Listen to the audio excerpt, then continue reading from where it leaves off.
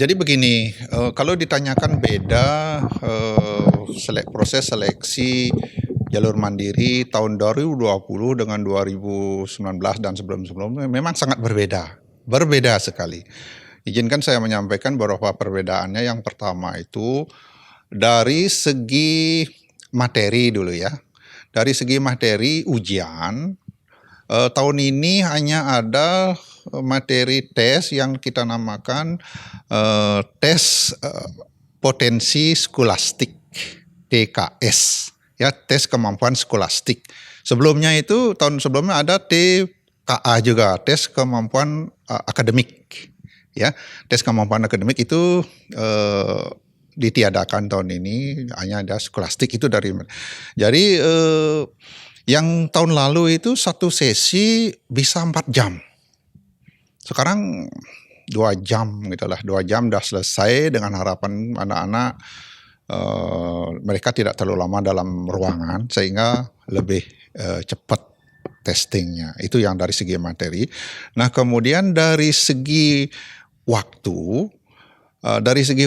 tahun lalu satu hari itu hanya ada 2 sesi. Sekarang memungkinkan adanya 4 sesi karena waktunya lebih singkat. Dalam sehari 4 sesi. Iya, ada 4 sesi. Nah, kemudian berikutnya lagi tahun ini kita diperkuat oleh tim kesehatan. Tim kesehatan akan bergabung dengan tim akademik dalam rangka penerapan protokol pencegahan COVID-19. Jadi tetap diterapkan memakai masker, physical distancing dan seterusnya. Dan siapa yang bertanggung jawab? Ya tentu tim kesehatan yang membantu kami. Sejak mereka akan masuk kampus, itu sudah diperiksa. Jadi artinya pengantar tidak akan diperkenankan masuk kampus. Kemudian hanya yang akan tes masuk kampus. Kita baik di kampus Sudirman, baik di Bukit, di Pulau Nias. Nah, kemudian setelah masuk kampus, nanti masuk ruang masing-masing itu kita juga menerapkan physical distancing yang mengatur jarak sedemikian rupa. Kemudian akan ada tes temperatur badan. Jadi kami yakinkan bahwa calon mahasiswa yang masuk ke ruangan tes itu sudah tidak terpapar COVID dan tidak akan menyebarkan kepada yang lain. Jadi ada tes temperatur. Kalau misalnya itu temperaturnya di luar kenormalan, kami tidak akan perkenankan masuk ke ruang ujian dan kami akan arahkan ke penanganan oleh tim kesehatan. Nah, siapa yang mengambil pekerjaan itu? Teman-teman tim kesehatan yang membantu kami. Nah, kemudian dari sesi 1 selesai, tentu juga ada pembasmian virus-virus, desinfektan terhadap alat-alat yang dipergunakan, ruang bangku yang dipergunakan dan seterusnya. Iya, jadi dilakukan. Nah, kemudian kita juga antiseptik, ya, masker kita cek. Baru nanti di sesi berikutnya masuk. Jadi tim kesehatan yang akan melakukan itu, cek temperatur, disinfektan, antiseptik, kemudian masker. Kemudian kami juga akan kerjasama dengan direktur rumah sakit dengan ambulannya. Kami juga koordinasi dengan Satgas penanganan COVID-19 tingkat provinsi, berkoordinasi bersama-sama. Saya kira itu bedanya. Ya. Nah, kemudian bedanya lagi dari tadi prosesnya, kemudian dulu seorang calon mahasiswa bisa melakukan ujian 2 kali. Sekarang hanya 1 kali. Tanpa diumumkan nilai skornya itu, langsung akan dinyatakan lulus atau tidak dengan skor yang mereka dapatkan. Iya, serentak ya gitu. Ya. Lalu ini kan 9 hari dengan 18 sesi. Iya. Berarti 1 hari itu ada 4 kali begitu Pak ya? Tadi SB itu ya. Tadi SBMPTN. Sekarang di Mandiri, karena di Mandiri itu proses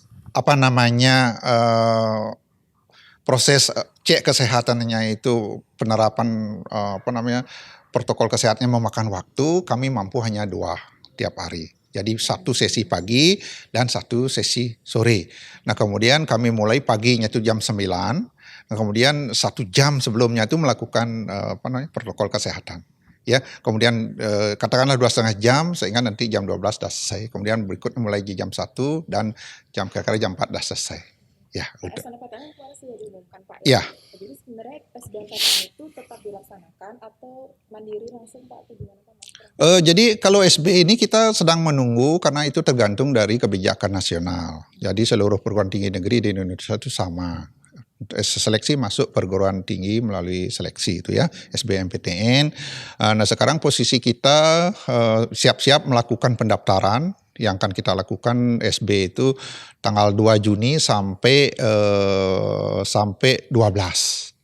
ya, 12 Juni. Nah kemudian sampai 20 Juni. SB itu pendaftarnya 2 sampai 20 Juni. Kemudian tesnya adalah tanggal 5 Juli sampai 12 Juli. Ya, pengumumnya 25 ya selesai. Nah kemudian mandiri yang internal, mandiri itu karena memang murni UNUD yang menentukan karena ini otoritas dari masing-masing perguruan tinggi. Jalur mandiri seperti adik tanyakan tadi itulah pendaftaran dari kemarin 19 Mei sampai 30 Juli. Ya, tesnya adalah tanggal 20 Juli sampai 6 Agustus. Belakangan jadi dari SB ya. Kemudian pengumumannya adalah 11 Agustus. Ya, pendaftaran kembalinya 12 sampai 19 Agustus. Jadi memang mandiri kita buka lebih awal, tetapi ujiannya belakangan. Ya, karena SB ini adalah kebijakan nasional, daftarnya lebih pendek waktunya, tetapi ujiannya lebih awal. Ya. Kalau SB ada berapa ya sesi? Kalau 4 itu tergantung dari perguruan tinggi masing-masing. Banyak tidaknya pesertanya. Kalau di UNUD kalau tidak salah itu ada kita siapkan semingguan. 4 kali 7 kira-kira ya 20-an sesi. 22. Ya. Iya gitu. Ya. Ya. Dari UNUD sendiri Pak untuk kesiapannya tadi kan ada kesehatan, ya. ada untuk komputer yang disiapkan jumlahnya itu dan SBMPTN untuk mandiri juga. Iya, untuk mandiri ya sekali lagi adik-adik kita sebetulnya memiliki komputer dengan sekian ruangan komputer yang ada di UNUD itu ada 1.000 buah komputer yang siap sebetulnya. Tetapi karena kita mengenakan protokol kesehatan, ada physical distancing kan tidak boleh mepet-mepet. Jadi komputer itu kita pakai, satu dipakai, di sebelahnya enggak, sebelahnya baru pakai lagi, sebelahnya enggak, jadi gitu. Jadi setengah baru bisa kita pakai dari 1.000 itu kira-kira 500 komputer siap pakai. Ya, jadi dalam rangka untuk penerapan physical distancingnya itu. Jadi hanya kita memerlukan bisa memakai 500 dari 1.000 yang kita punya. Ya. Jumlah kuota yang diterapkan UNUD Pak? Daya tampung maksud adik ya. Ya sebagai nangan Permendikbudnya itu di SN itu kita diizinkan minimal 20% dari daya tampung 6.500-an gitu.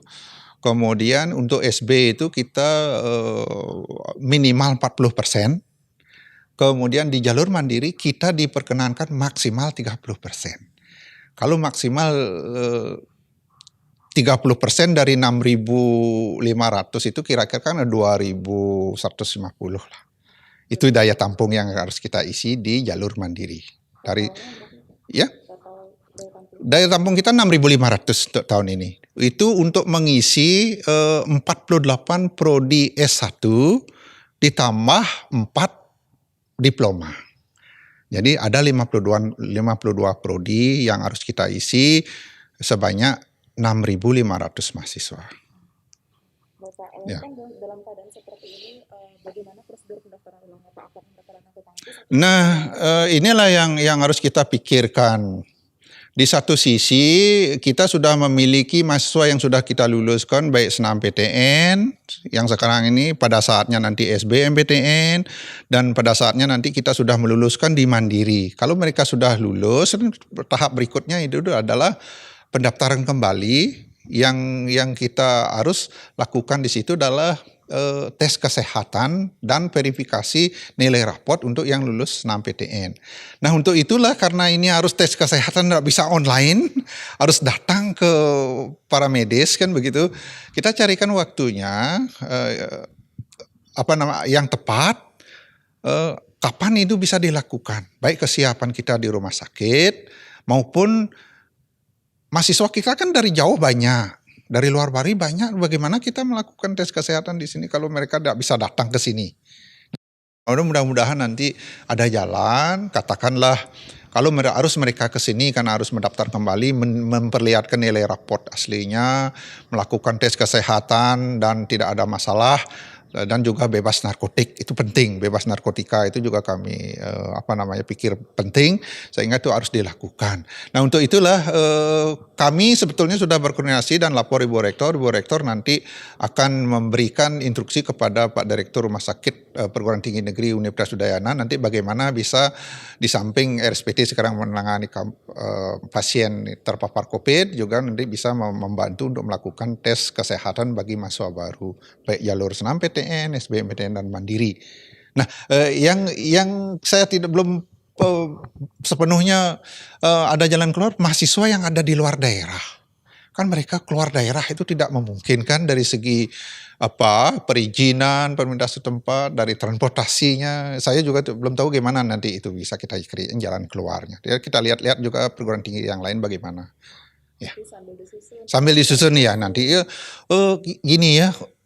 Jadi kita maklum lah. Jadi proses seleksi mahasiswa baru tidak bisa kita lakukan seideal mungkin. Karena kondisinya begini, syukur-syukur kita selamat gitu. Jadi keselamatan kita itu yang nomor satu. Masalah yang lainnya nanti kan bisa kita atur ya. Dan waktu berjalan terus, mudah-mudahan waktu kuliah perdana ini bisa dilakukan sesuai dengan rencana. Kalaupun juga tidak ya jauh-jauh lah molornya. Nah itu kita juga tidak tahu bagaimana nanti mengatasinya. Jadi kita harus antisipasi. Nah begini dulu ya, kalau masalah memulai perkuliahan karena terkendala kedatangan mahasiswa ke kampus, baik yang dari luar daerah maupun yang di Bali, mungkin kita akan lihat molornya antisipasi harus mengantisipasi molornya tahun ajaran semester ganjil ini. Kalau dia molor misalnya 1 bulan, berarti kita harus siap-siap dia molor nanti berakhirnya di 1 bulan. Itu ya. Nah kemudian kalau nanti di kelas yang tidak bisa tetap kita lakukan protokol COVID-19 dan physical distancing, ya kita harus lakukan itu di kelas. Jadi tidak ada kontak, kemudian tetap masker, kemudian cuci tangan dan seterusnya. Dan jangan lupa kita sudah sangat memungkinkan kuliah secara daring. Kita optimalkan, tetapi kan tidak semua perkuliahan, proses pembelajaran dilakukan dengan daring. Praktikum misalnya, kita kan belajar dari pengalaman selama ini yang gimana nanti kita menyesuaikan diri kepada keadaan. Ya. Lalu untuk SPI Bapak bagaimana terkait dengan besarannya? Apakah mungkin ada perubahan? Ya pendaftaran Ibu Rektor mengambil kebijakan menurunkan ya dari tahun lalu. Sekarang turun 50.000 menjadi 400.000 di Mandiri. Itu. Ya, pendaftarannya tahun lalu 450, sekarang 400. Sekarang secara nasional juga di SB juga turun, kita menyesuaikan. Nah kemudian berkaitan dengan kebijakan SPI, yaitu kita sebetulnya kita alokasikan untuk menunjang sarana prasarana pembelajaran mereka sehingga nanti mahasiswa bisa lulus tepat waktu, kemudian keberadaan sarana-sarana memungkinkan. Kemudian yang sebagian lagi dipakai untuk mensubsidi bagi mahasiswa yang memang tidak mampu dari segi ekonomi. Di situ kita ambilkan sehingga nanti operasional tiap-tiap prodi itu bisa berjalan. Saya kira kemudian SPI juga sudah kita lakukan sedemikian rupa. Kita sudah pecah-pecah menjadi 9 SPI dari yang sangat minim level 1-nya, level 2, level 3, level 4 sampai level 9. Kalau dulu kan adanya minimal 1 aja. Berarti baru tahun ini dimulai. Tahun ini kita mulai, sekarang kita pecah-pecah. Karena kan kalau misalnya ada 40 juta gitu ya, kalau FISIP 40 juta ya kalau data. Kalau begitu 40 juta itu sekarang, kalau dulu dia bayar minimal 40 juta, lebih boleh. Sekarang itu 40 juta kita pecah-pecah lagi jadi 9. Ada yang 2 juta, 5 juta, 6 juta, 8 juta dan seterusnya gitu. Nanti calon mahasiswa tinggal memilih yang mana yang dia mampu. Berarti diberikan Keringanan gitu ya. Ya.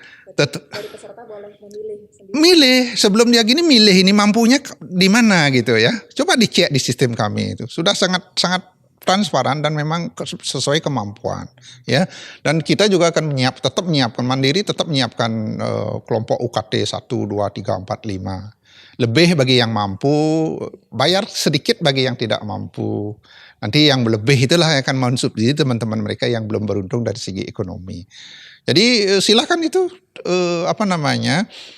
dipilih sesuai dengan kemampuan ekonomi keluarga masing-masing. Yang penting kami dapatkan mahasiswa yang pintar-pintar gitu aja ya. Jadi pertimbangan kami mahasiswa pintar. Kami tidak melihat bahwa apakah mereka berasal dari keluarga mampu atau tidak mampu. Tidak mampu saya kira kita kasih jalan ya. SPI-nya kecil, nanti malah ada beasiswa, UKT-nya juga kecil. Tetapi bagi yang pintar dan kebetulan mampu, ya mbok membantu gitu. Ya. Jadi Itu pertanyaannya. iya itu ya, coba dicek yang paling revolusioner itu adalah SPI kita pecah-pecah menjadi 9.